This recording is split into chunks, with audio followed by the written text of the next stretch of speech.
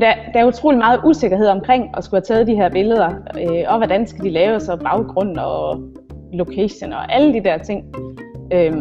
Og det er jo ligesom noget, man skal snakke med en fotograf om, og med hensyn til tøj skal man selvfølgelig bare tage hele sit klædeskab med, eller hvad for noget af det, og så lade sig vejlede af fotografen, fordi en fotograf har jo god erfaring med, hvad der virker på billeder, og hvad der ikke virker på billeder, fordi det er tit lidt forskelligt fra, hvad der virker godt i virkeligheden.